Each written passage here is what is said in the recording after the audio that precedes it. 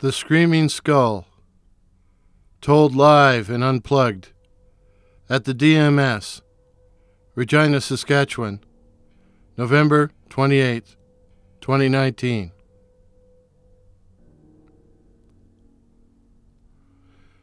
It was a dark and stormy night. Really. No rain, but in the distance, the sound of the waves crashing into the nearby shore. Captain Bob had just finished pouring the gin when he said, You know, old friend, it just doesn't do to go around making jokes about murder or to tell stories about how to kill people. But how was I to know that Cousin Luke was on bad terms with his missus? What's that you say? You didn't know Luke Pratt was my cousin? Indeed he was, and he left me the house when he was killed, when he died, I mean. His son never came back from the South Africa War, so I was the only one left. That's not all I inherited, however. Not all of it. Where was I? Oh, yes, I had dinner with them, you see, in this very house, and that was when the mischief started. It was a stormy November evening, and a gale was blowing, just as it is now. The gales of November, eh? What? What was that? That was it. What I call the thing. No, it's not the sound of the storm. You know better than that. That was it. It. The other thing I inherited. I've heard it many times. It's nothing to be alarmed at. But I'm glad you've heard it too, so you'll better understand what I have to tell you. And you won't say it's only my imagination and dispute the thing. Anyway, the night I had dinner with Luke and his wife was a wild one, same as tonight. And Luke was in a bad mood. One of his patients had died that day. And the meal was a poor one, which seemed to vex him. So what does he say but, You see, my wife is trying to poison me. No doubt she'll succeed someday. Well, I could see Mrs. Pratt was hurt, so I tried to lighten the mood by joking. But you should never joke about murder, about killing people. What I actually said was, Oh, Mrs. Pratt is too clever a woman to use such an obvious method of getting rid of the likes of you. No, she would do something more subtle, like pour molten lead in your ear whilst you slept, like that woman in Ireland did for 3 husbands that way. She did for 3 husbands that way before she was caught. You never heard of the case? Neither had Luke or his wife. But what the Irishman did was to melt a small quantity of lead and then use a funnel to pour the molten lead into the men's ears as they lay in a deep, drugged sleep. Of course, the deaths were all ruled natural ones, as there was no obvious signs.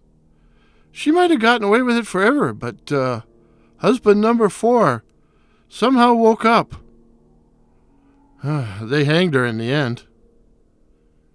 Well, Mrs. Pratt died shortly thereafter.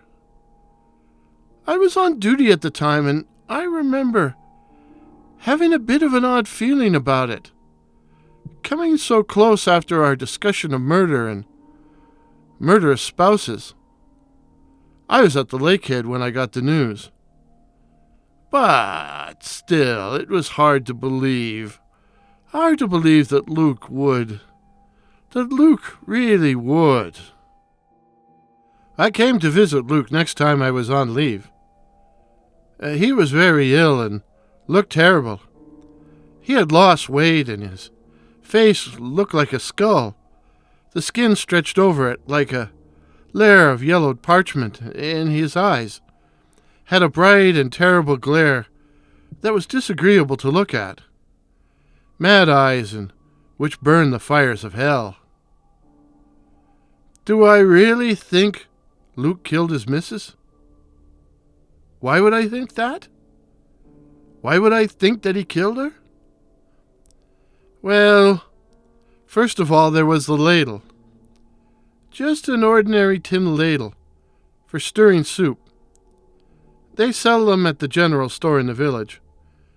Well, I found one amongst Luke's things, and in the bowl I found a little piece of lead. As if Luke had heated the bowl and melted some lead in it. Melted some lead. But for what purpose? Now I know what you're thinking. That he might have heated it to pour it through a funnel into his wife's ear while she slept. But it could have been for anything, man. Luke was a great fisherman. Perhaps he wanted a lead weight for fishing. I don't know. But I threw the ladle into the lake. I didn't want some servant to find it and start gossip. There was enough of that about Luke's death. What happened?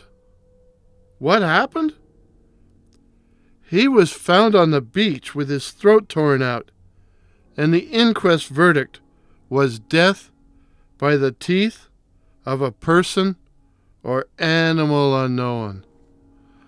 Like I said, that was bad enough. Bad enough. But it appeared Luke died as he was trying to throw something into the lake.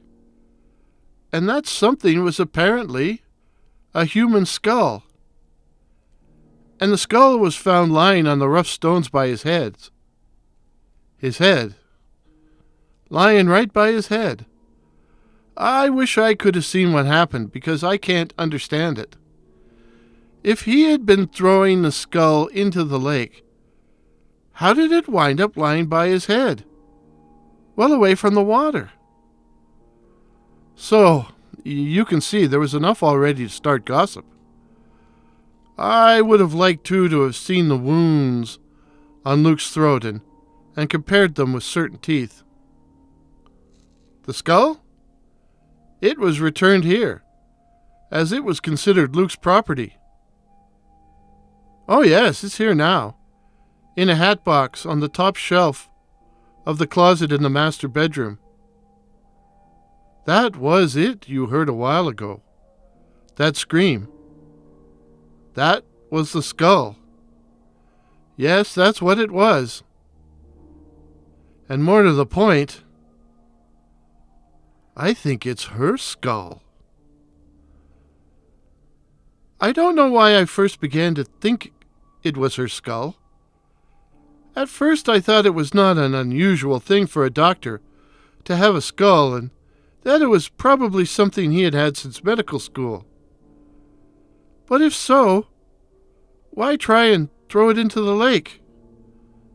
Unless it was her skull, Mrs. Pratt's skull. But why would he have such a thing?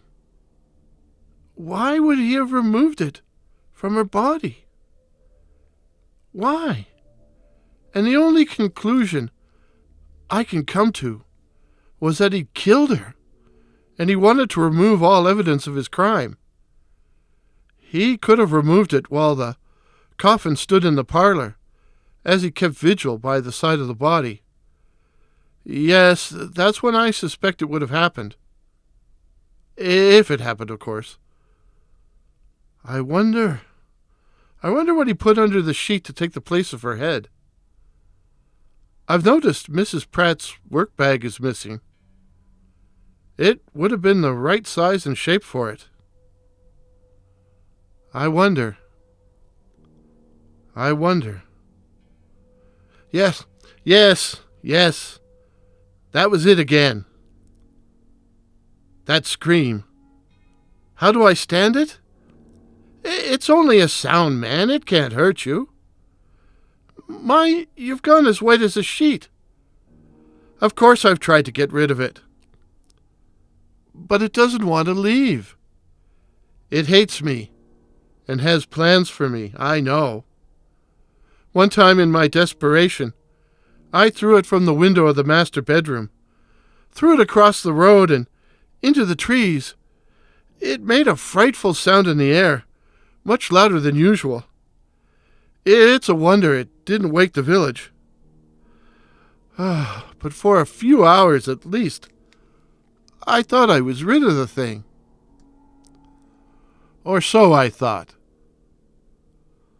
But then, about 3 o'clock in the morning, about 3 o'clock, something knocked on the front door. Knocked twice, very loudly. I opened the window and called out, "Who's there?" I looked down, but there was no one there. And then the knocks came again. 2 of them, very loud. There was nothing for it but to go down and throw open the door. But there was nothing. No one. Until I looked down and saw the skull sitting on the door sill, sitting at my feet. And then it must have been the wind that blew it, but it rolled over the sill and back inside the house. Did someone find it in the road and bring it back? I hope so. I hope so. Still, there was nothing for it but to put it back in the closet of the master bedroom, put it back into the hat box where it is kept. It doesn't want to leave. It doesn't want to leave me, for it hates me and has plans for me. Did Luke kill her? I have my suspicions, but I wouldn't tell them to anyone but you. You see, there is something that rattles inside the skull when you pick it up. No, I've never tried to get it out. Never tried to find out what it is. I'd rather not know. Because if it was a little pellet of lead, then I'd know for sure that he did indeed do it. And I'd know I'd killed her almost as much as Luke had done. You'd say you'd like to see the skull? I have no objections. Here, you take the candle. One of these days I'll have to get those newfangled electric lights installed. Come on.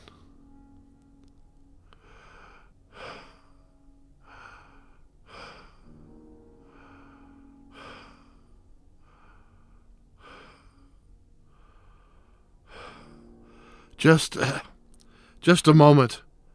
I have to stop on the landing to get my breath.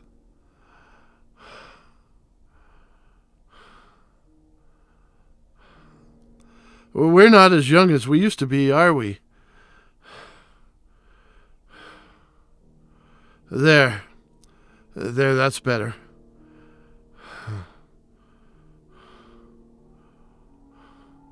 It's in the closet here, in this old hat box.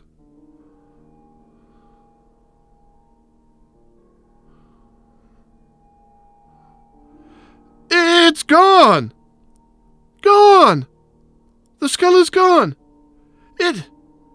Listen! Did you hear that? What an awful, awful sound! I've never heard it shriek like that.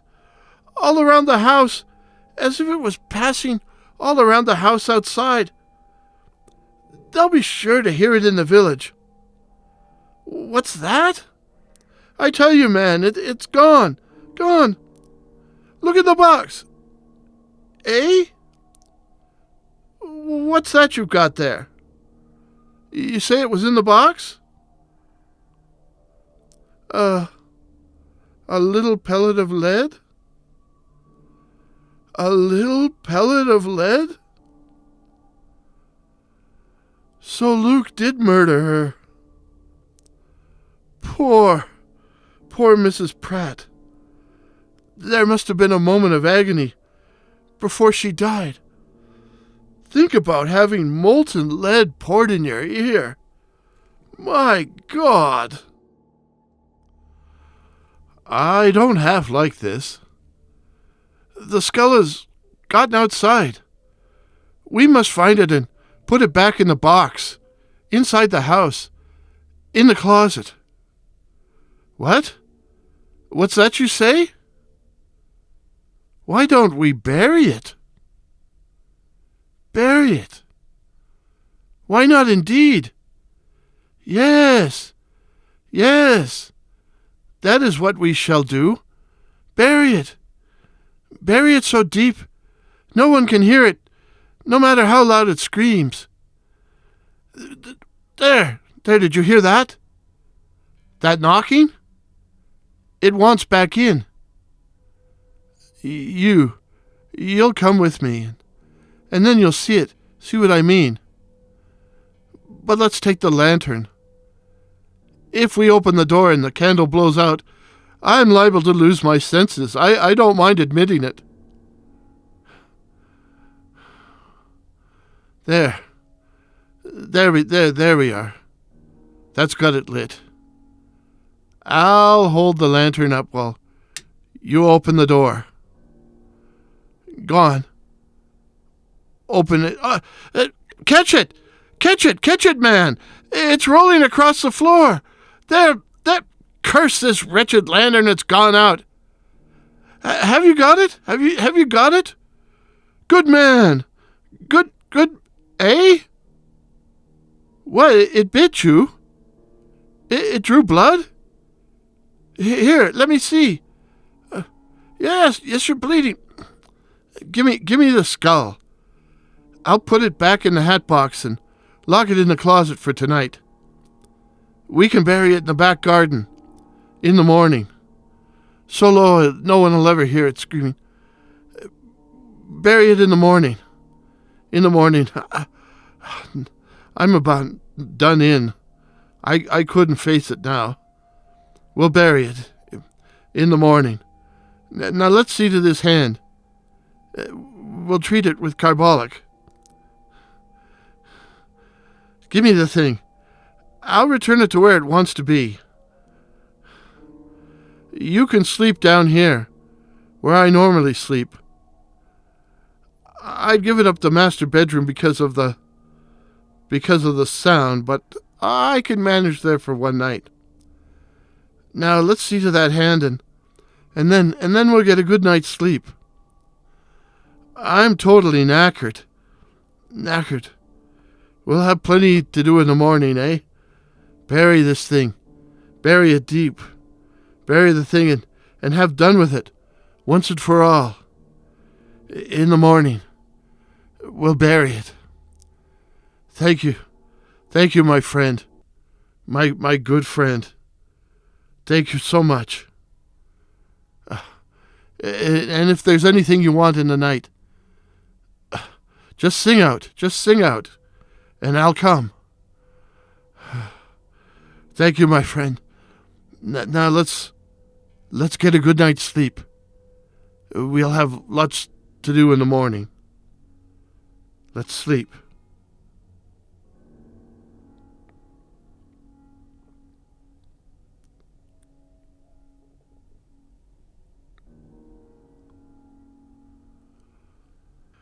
I was woken up by the most blood-curdling scream I have ever heard in my 65 years.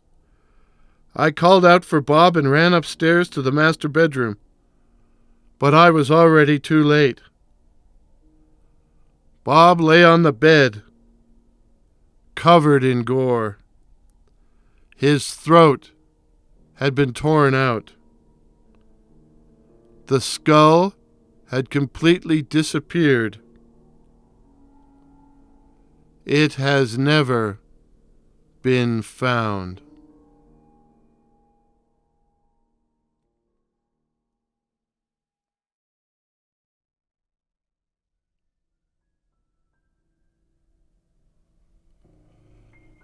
Mr. Fox Revisited. Lady Mary was young, and Lady Mary was fair. She had 2 brothers, and more lovers than she could count. But the most exciting of them all was a Mr. Fox, who she met at her father's country house. He was dashing and debonair, with nice hair and teeth, and a small pointed beard, and Lady Mary cared for him alone. And so she agreed to marry him. Now, Mr. Fox would describe to her his castle and where it was, but strangely, he did not ask her or her brothers to come and see it. And so Lady Mary decided to look for it one day, when her brothers were out and Mr. Fox was away on business. After much searching, she found it in the center of the forest, a fine house with high walls and a moat. Above the gateway, she saw the words, "Be bold, be bold." But the gate was open, and there was no doorman, so she went into the courtyard and up to the front door. Above the front door, she saw the words, "Be bold, but not too bold." So she went in, and though she called, there were no servants in the hall. So she went up the stairs and into the gallery, and finally came to a door painted a bloody red. Above the door was written, "Be bold, but not too bold, lest that your heart's blood should run cold." But Lady Mary was a bold one, and opened the door to the bloody chamber.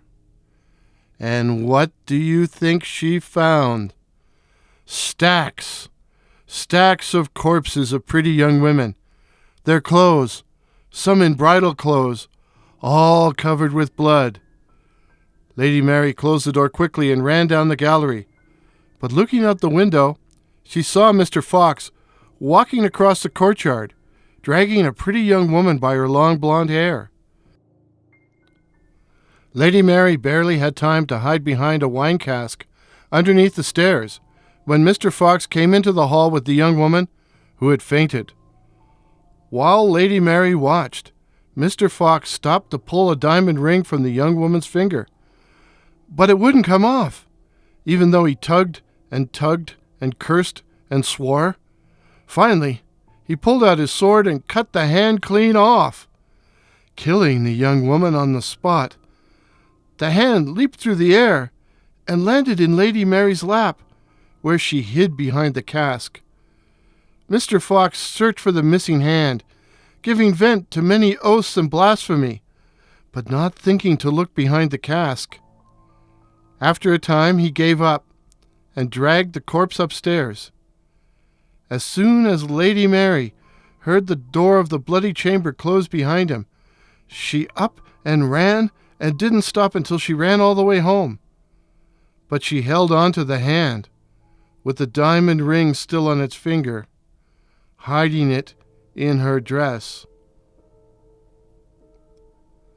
The next morning, Mr. Fox had breakfast with Lady Mary, but with no brothers or servants in attendance. If he was surprised, he kept it to himself. A private breakfast suited him fine, but he couldn't help noticing Lady Mary looked very pale, and he asked her if she was ill. "No, but I had a bad night's rest. I had a horrible dream." The best cure for a bad dream is to tell it to another.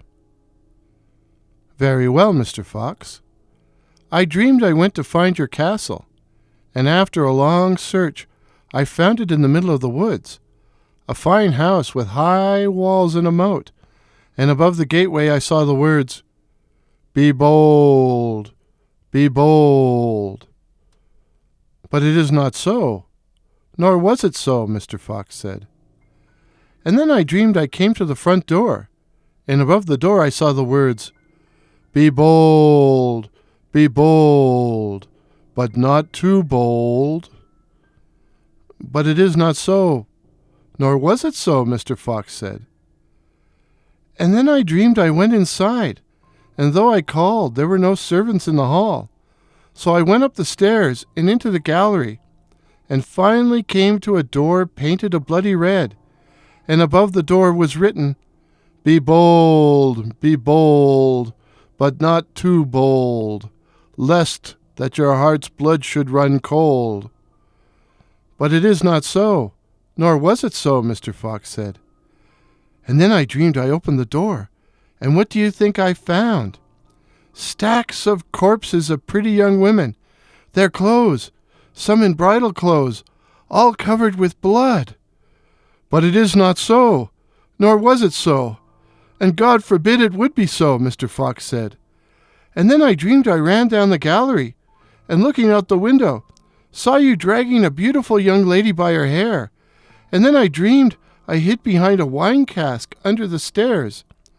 But it is not so, nor was it so, and God forbid it would be so, Mr. Fox said. And then I dreamed I saw you drag the young lady into the hall, and you tried to pull her diamond ring off her finger, and when it wouldn't come off, you out with your sword and slashed her hand clean off. But it is not so, nor was it so, and God forbid it would be so, Mr. Fox said, getting to his feet. But it is so, and it was so. Here's hand and ring I have to show, said Lady Mary, pulling the severed hand and ring from her dress and thrusting it in Mr. Fox's face. Mr. Fox was now breathing heavily. Finally he said, what are you going to do now? And Lady Mary smiled, a Mona Lisa smile, and answered, from now on, I'll help you.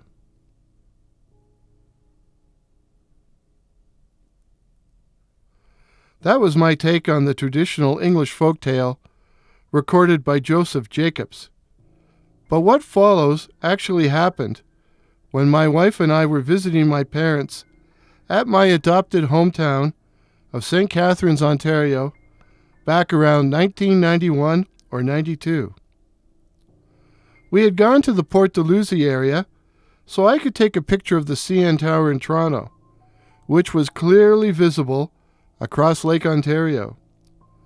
When I got back to the car, my mom was gushing about a little pink house which we had parked in front of. Oh, I wish you could move back here. You and your wife could live in that cute little pink house. I really wasn't paying any attention and muttered, yeah, Ma, it's a pink house, and promptly forgot about the incident.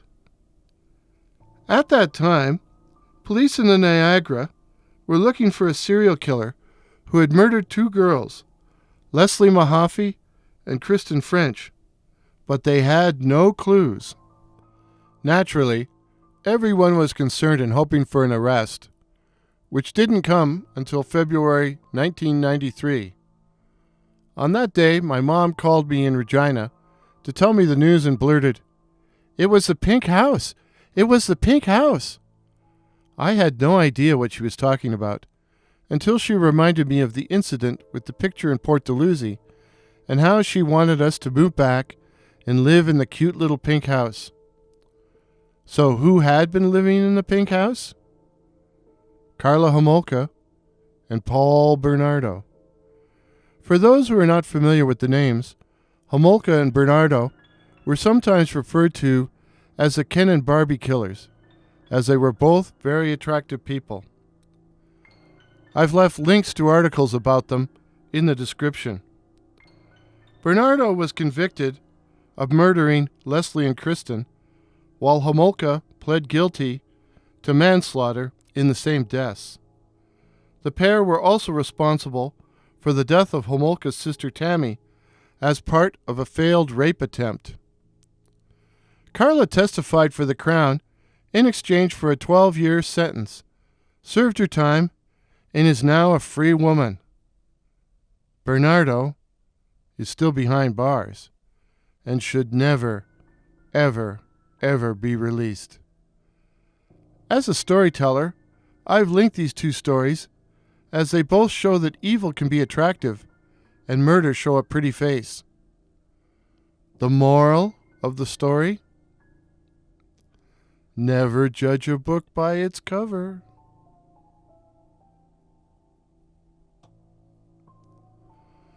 I hope you enjoyed this presentation, but let us never forget the victims and their families, for whom this is more than a story. R.I.P. Leslie Mahaffy, Kristen French, and Tammy Homolka. May time bring peace and healing to those who loved you.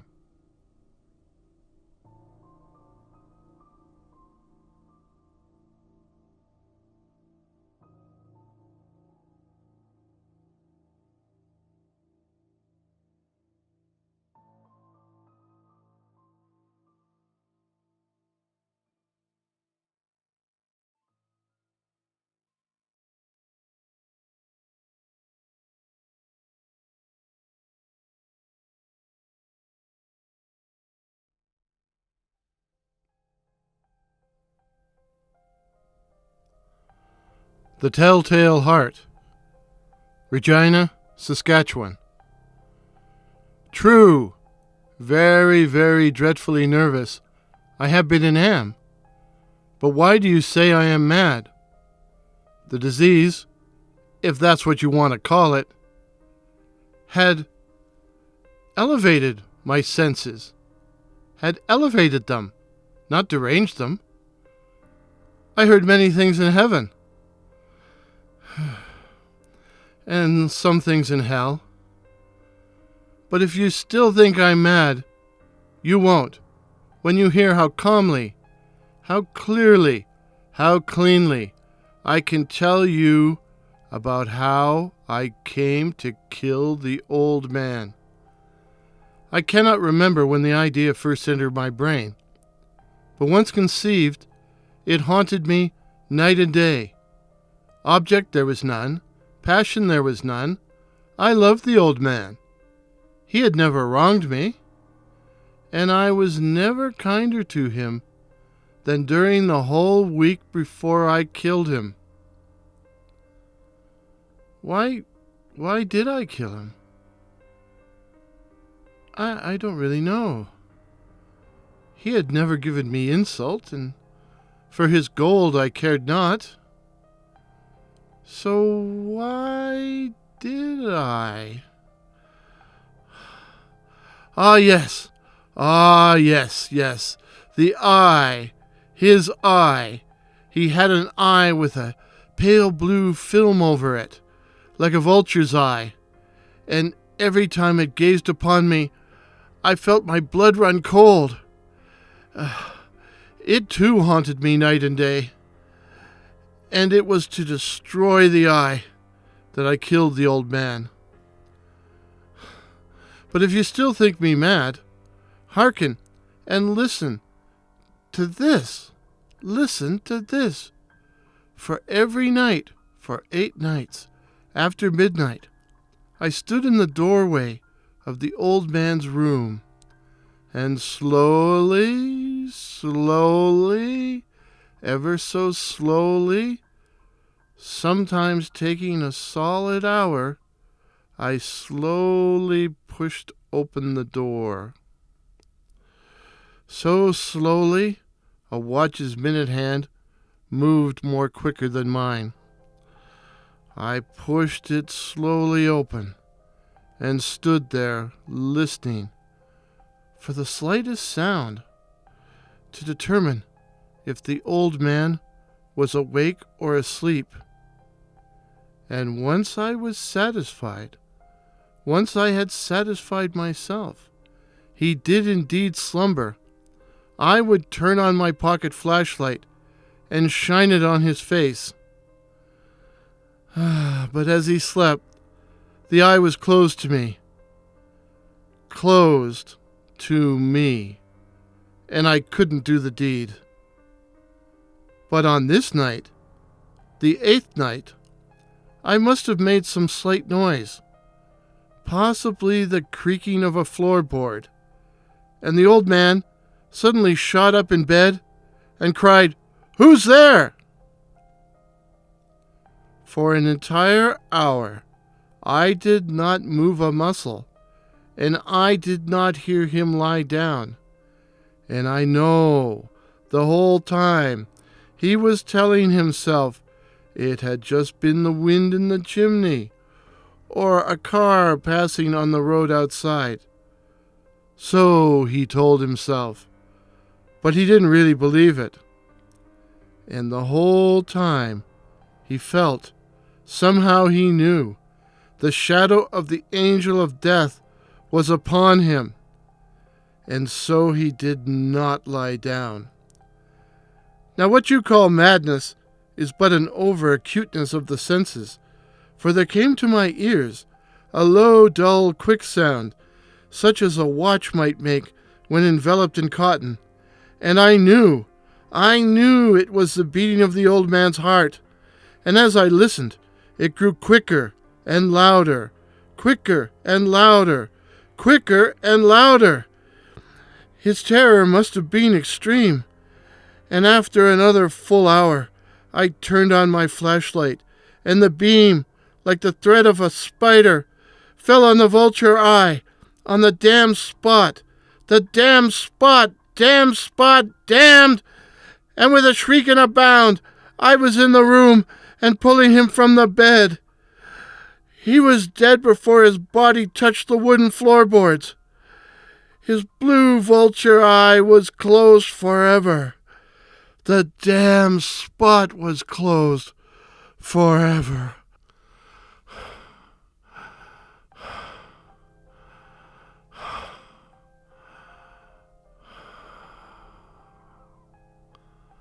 Now, if you still think I'm mad, you will think so no longer when I describe to you the wise precautions I took to conceal the body.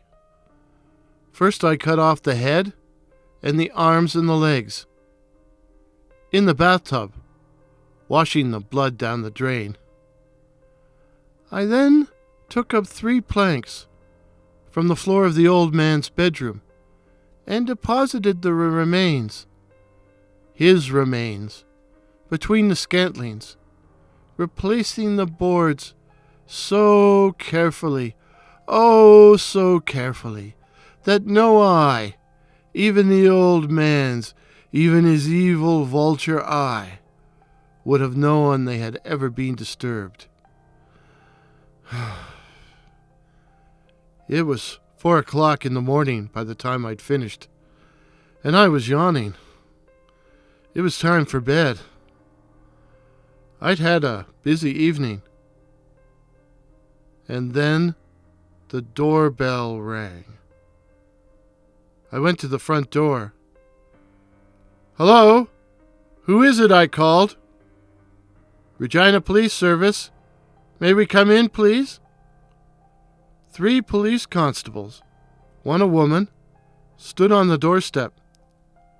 "Good evening, sir," said the oldest cop, a man. Your neighbors reported a shriek in the night, so we're just checking that everything is okay." I invited them in and said, "Oh, I'm sorry I disturbed anyone. The shriek was my own. I must have had a bad dream or something. It's a good thing the old man who lives here is out at the lake. I might have woken him up." "Mind if we take a look around?" the lady cop asked.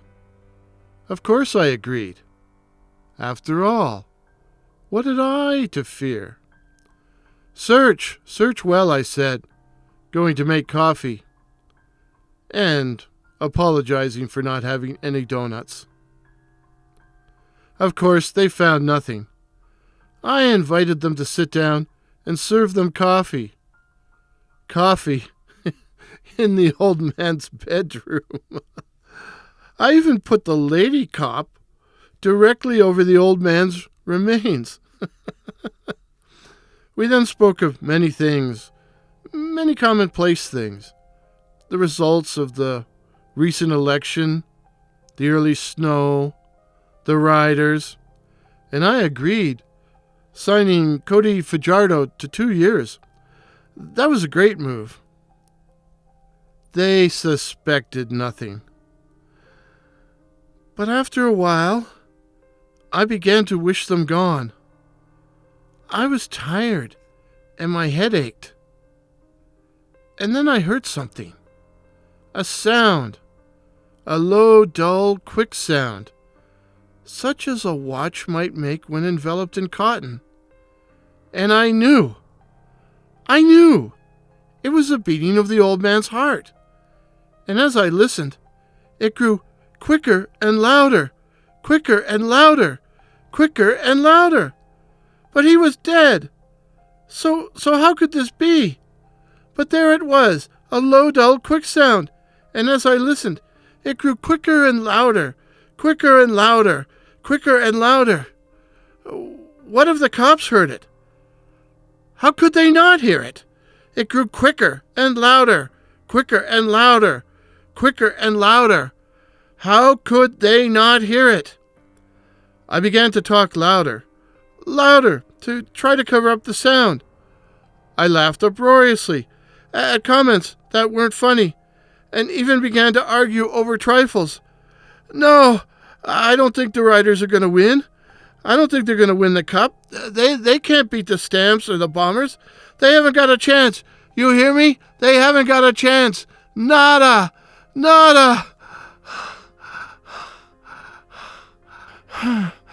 And all the time, the sound grew quicker and louder, quicker and louder, quicker and louder.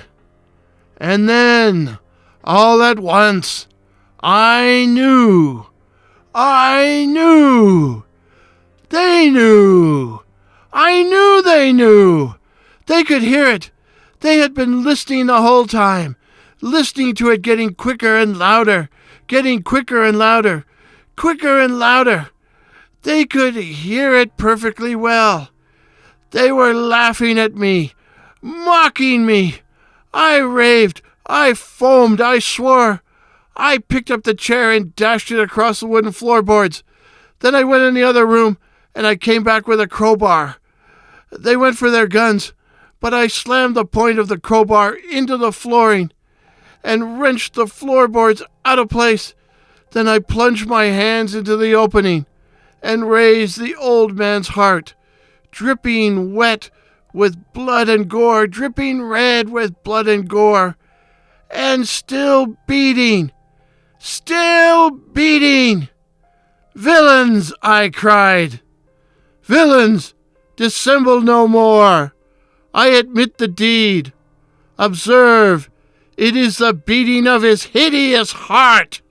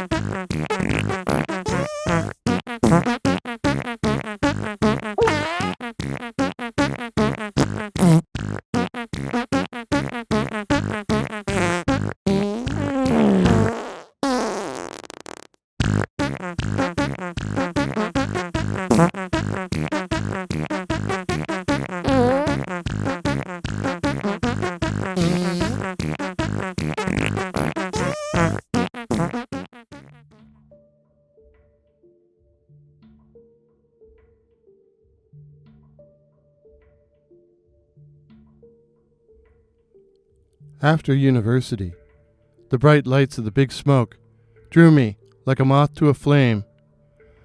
But after a few years of poverty and marginal employment, I finally admitted defeat and went back to school. Library school. The world didn't have much need for an H.P. Lovecraft expert during the 80s recession. School was a challenge after being a working stiff, and I was hard at it one wet November evening when I smelled, well, as Lovecraft would have put it, a noisome stench. A noisome stench. It was gross, but it wasn't me. If I didn't know any better, I'd think Freddie was here. I first encountered Freddie in high school, although we didn't become friends until university. Freddie had a girlfriend named Amber.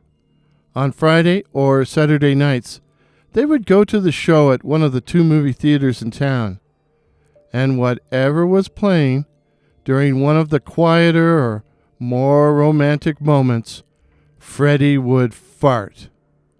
And I mean fart. A long, drawn-out thunderclap that reverberated through the auditorium and even woke up anyone who had fallen asleep. And as soon as the shock and awe had finished, Amber would wait one beat and cluck her tongue at him. Then wait another beat before saying, in a voice more amused than indignant, "Oh, Freddie."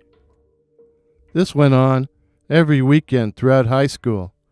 It got to the point that whenever Freddie sounded the trombone, the rest of us would wait a beat, cluck, wait another, then say in unison, "Oh, Freddie." Ah, the carefree days of youth.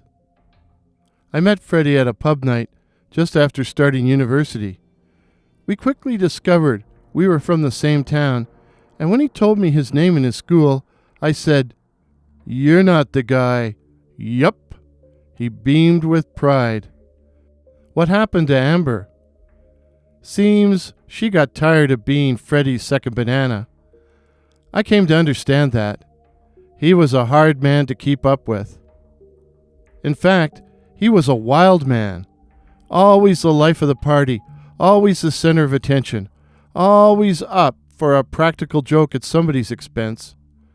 Some of his practical jokes verged on meanness, but he himself was not mean. Just thoughtless.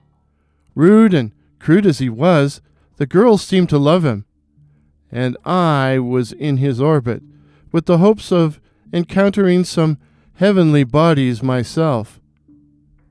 But you did have to put up with a lot of flatulence. Let me give you an example. Figuratively.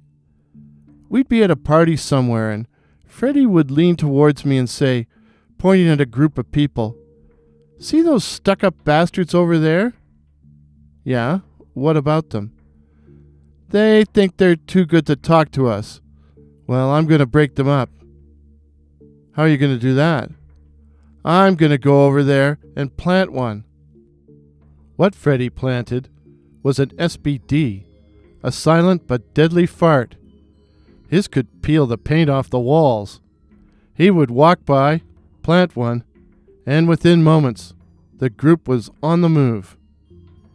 If there was ever a man in touch with his gastrointestinal system, it was Freddie. But sadly, for Freddie, he fooled around and fell in love, and she wouldn't have him. Oh, I think Amanda really enjoyed being with him, but in the end, she only went out with Freddie to make Jason, her rich boyfriend, jealous. And when that succeeded, Jason made her an offer she didn't want to refuse, and she went back to him. Freddie was crushed. He didn't come back for 4th year, but stayed home and worked in a factory. And one night, he took a curve a little too fast. Oh, I don't mean it was suicide. Freddie always drove too fast. But I couldn't help thinking that he simply didn't give a shit anymore. I only know for sure I really missed him. So that's why, when the awful smell filled the room, I automatically thought of my old friend and wondered if he'd returned to plant one. I had returned to my study of the foibles of colon classification. Colon classification. Yes, that's a real thing. I had returned to my study when someone started pounding on my door. So hard, I wondered if it might be the cops. Who is it?" I asked in some trepidation. "Jason, let me in." I was surprised as hell. What was Jason doing here? He and Amanda didn't live in town, as far as I knew, and we'd never been more than acquaintances during undergrad. In fact, I didn't like him. But here he was, at my door, demanding to be let in. Demanding was the word for it, too. He was always an entitled bastard. Still, I let him in. Jason charged into the room, looking around at my stuff as if he was from the Board of Health and about to condemn the property. The first words out of his mouth were, "Stinks in here." "Yeah, nice to see you too." "He's been here. I can smell him." "Who?" "Freddie." "Freddie's dead. He's come back." It appears Jason and Amanda had also come to town, as Jason was pursuing an MBA. Of course he was. Pursuing an MBA at my university. But for the past few nights, they had been disturbed by some disturbing behavior. At first it was just the usual poltergeist stuff, Jason intoned. Loud footsteps across the floorboards. Our condo has all original mahogany floorboards. They're all scuffed now, thanks to Freddie. Slamming doors, pulling blankets off the bed, the usual ghost stuff. But then he started, well, you know, flatulence, filling the place with obnoxious smells. He even makes all the bathroom noises and laughs like a maniac. And it goes on all night long. "Gee, that's too bad," I said. I really didn't like this guy. But why come to me? "You need to make him stop," Jason ordered. This led to quite a lengthy argument, during which I let Jason know, A, I had no proof Freddie was behind these strange events, B, I had no control over him if he was, and C, I didn't give a shit what happened to Jason. Although I said that more politely. I finally managed to get rid of him. My night's work had been completely derailed, so I cracked a beer and sat back and thought about Freddie. Had he really come back? I found it hard to believe, and then I remembered. It had been in the wee hours of a rather humid evening. A bunch of us had been sitting around discussing ghosts and the paranormal. Freddie unleashed a volcanic belch, then said, "If there's life after death, I'm going to come back as a ghost and fart in the face of every bastard who did me dirt." "I think you're supposed to be on a higher astral plane," I said. "Fuck that. I'd rather be a poltergeist." So there it was. Freddie had kept his promise and come back. Imagine, life after death proved by the actions of a horse's ass. "You know, Fred," I said out loud, "it's time you grabbed your harp and moved on. Why don't you leave them alone, eh?" The room instantly filled with the foul odor. Odor that's especially foul. The foul odor of intestinal gas. Intestinal gas, so strong I was forced to open a window out of self-preservation. I heard a light tapping at my door. Who the hell is it this time? I said to myself. Who it was Amanda. Has Jason been here? She asked, without preamble.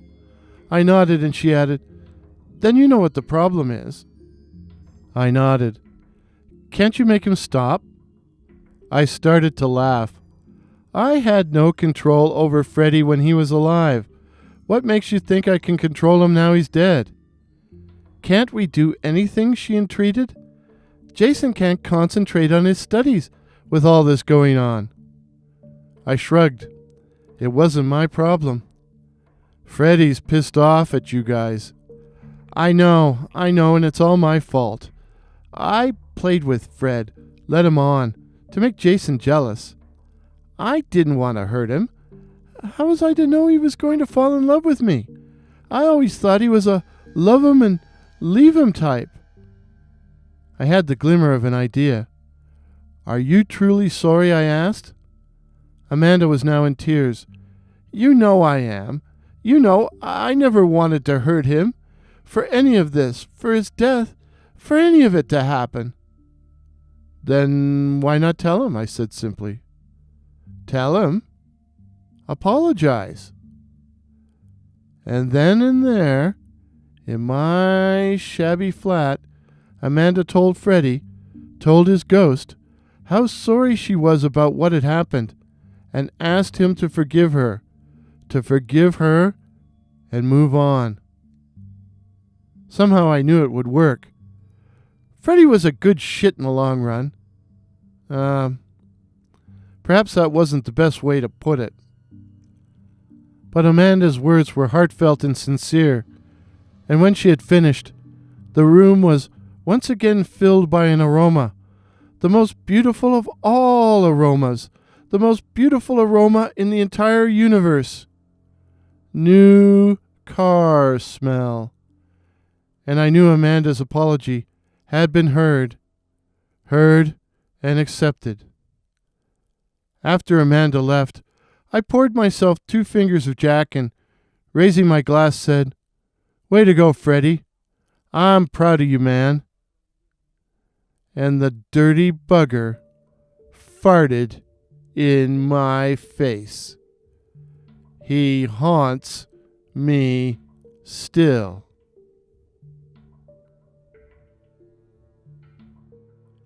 If this is your first visit to my channel, my name is Warren, and I write and tell original ghost stories of a librarian, and original horror stories featuring cryptids such as the Night Floaters, werewolves, and black-eyed children.